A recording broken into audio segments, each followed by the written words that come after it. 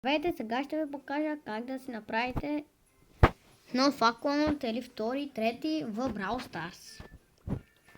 Ако имате един акаунт, натиснете в двете стрелки, които посочват на дясно и наляво.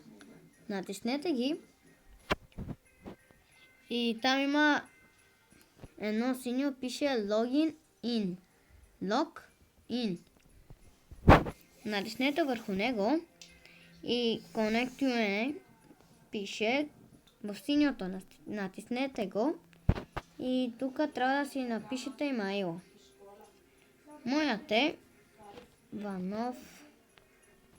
Иванов Марио 429 Маймунскала и това. Натиснете пак в синьото. Трябва да излезете, аз ще натисна паузата. И ето ми го моят 389 371.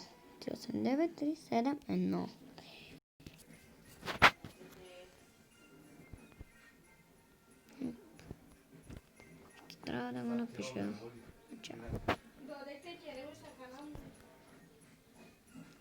381 371 ли беше? Опс. Извинете ме. И ето ме. 389. Трябва да напишете кода в емайла. Пише емайл в програмата. 389 371. Пак ли обърках? 389 О, сега разбрах. Хора аз имам в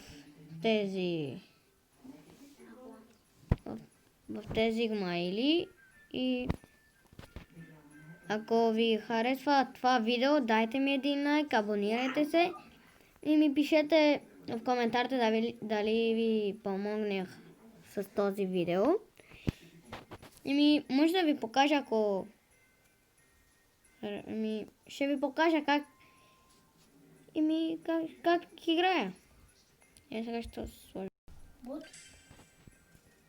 15,60.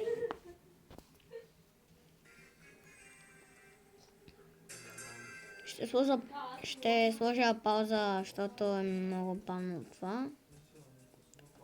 И ето. И ето, хора. И ако ви харесва това видео, дайте ми един лайк, пак ще го кажа, дайте един лайк, абонирайте се и пишете в коментарите дали ви харесва това видео и от мене чао! До скоро!